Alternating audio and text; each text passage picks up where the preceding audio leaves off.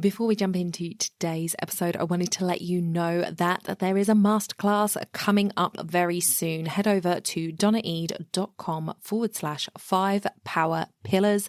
The 5 power pillars of podcasting masterclass is coming very soon.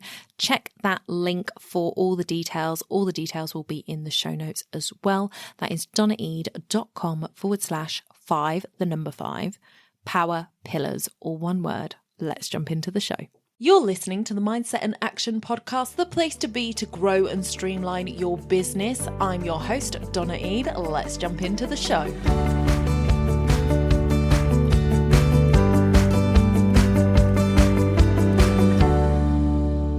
Welcome back to the podcast, everybody, for another mini Mindset Monday episode. Viv is back in the house. Welcome, Viv. Hello. And today we are going to be talking about time management. This is one that I like to think of myself as a good planner and a good person when it comes to time management, but I myself struggle with this one, which is why it is one of the core pillars of my podcast is productivity and planning, because it's something that I'm always working on. Viv, I've been seeing a lot on my YouTube feed recently, people talking about productivity not being something because you're lazy, but actually being a result of trauma. And I know that obviously you do a lot of mindset work and talking about childhood trauma and things like that. So it really was something that I kind of wanted to draw attention to, the fact that if you're struggling with your time management, it isn't necessarily because you're just bad at time management. There could be a lot behind that. So I'm going to let you take over and talk to us about our time management and how we can get better at that with our minds. Yeah, this is the subject, isn't it? I mean, this is, I want more hours in the day. There's not enough hours in the day. I'm too busy. I'm too stressed. I'm too rushed. I hear this all the time. So the basis of time management comes from, it comes from promising too much. If we overpromise and we underdeliver, we get stressed about it because we want to be best. We want to be seen as being brilliant. So what happens is people have expectations that are way too high on themselves for time management. Like, I look at some of my life, and if I was to tell people what I did in a day, they would probably pass out with like overwhelm. But for me, it's my normal. But then if I put more into the mix, it gets more stressful. And why do we do this? Because we can't say no quite a lot of the time. So we don't like to say no because then we're selfish, self-absorbed, or people don't like us. Like most people's number one is to be liked. But also, there's all sorts of neurospicy conditions out there which have time sensitivity attached to them. And there definitely is stuff around trauma and time. But the way I look at trauma and time is around value and self-worth. So most people are thinking about themselves from other people's perspectives. They're not thinking about what they really need. So we could plan a diary, and we do. And the default diary is a real thing. I've planned thousands of them in my time for myself and other people. And I know myself as a self-diagnosed ADHD person that I can put a beautiful default diary in with all the things I think should go in there, and then I put it in a drawer and forget all about it. Mm-hmm. And I'm sure there's lots of people out there doing the same. What it really means is my brain knows I need to do all those things, but the rest of me isn't really connected or even compulsed to do those things. Like, if something's really valuable, we do it. If it's not, we simply don't. So this time management means value management. So I suggest you think of it in a different way, because if it's valuable, like, you don't pick the kids up to school or brush your teeth or go to bed. Like, these are really valuable parts of our life. Podcasting is a really big deal for you. Not so much for me. If I miss 2 or 3 episodes in a podcast in 2 or 3 months, I don't really care. Nobody ever says to me, where were you? Whereas actually for you, it's your business. Therefore, it's the most important thing. It's high value. If they're structured in, even come hell or high water, you are going to do it.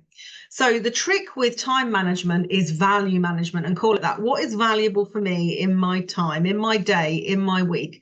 What is most valuable? And people don't typically start from their outcome. They start from the shit they've got to get done.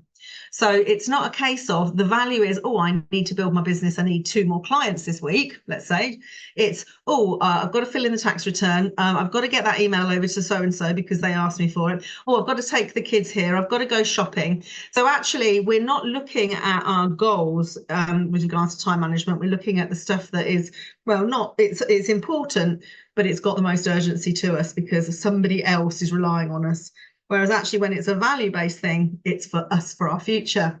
And future-based stuff doesn't have as much value as now, because now is happening now.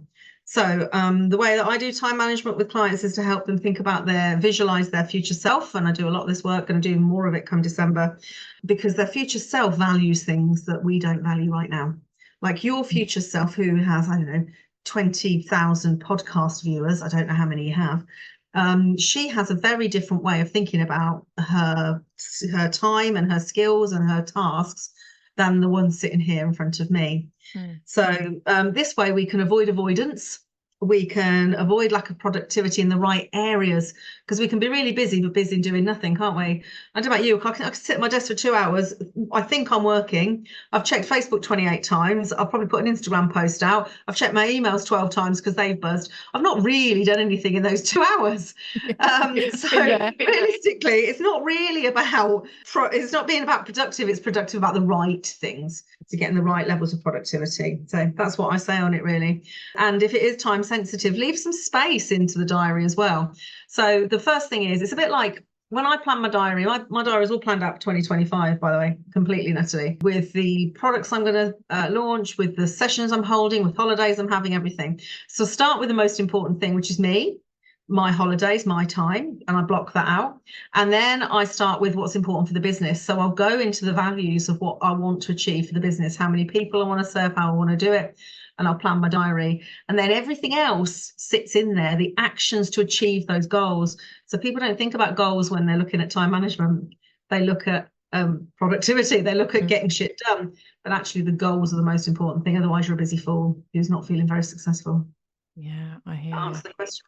It does indeed. It does indeed. Brilliant. Thank you very much for that. So, Viv, you just mentioned something's happening in December, and we are at the end of November now. So, can we have a sneak peek at what's happening in December?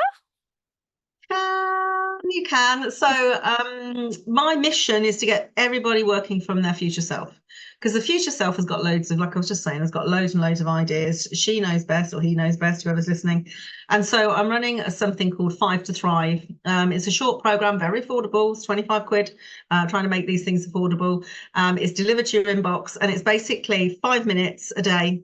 And I'll teach you the 5 ways to get yourself into your future self, to live your life daily. So that includes time management and everything we talk about, really. Mindset, having communications, relationships, how we build our business, how we dress, even every part of us living from our future self.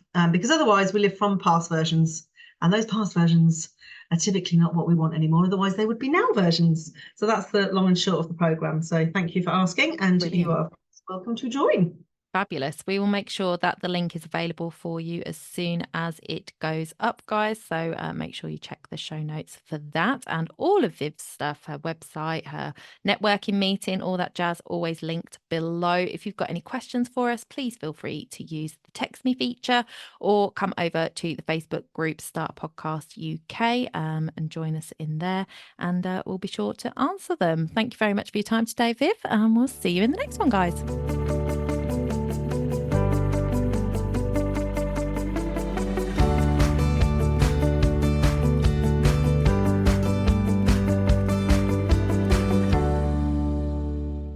Are you writing a book? Are you looking to publish it next year? Do you already have a book that is published and you want other ways to promote it? I am running a masterclass called Books and Podcasts, a Match Made in Heaven, where I'm going to be talking about how you can use podcast with your book to promote your book or to promote your business. So come and join me for that masterclass. You can head to the show notes for the link, or you can head to donnaeade.com/book class. That's donnaeade.com/book class.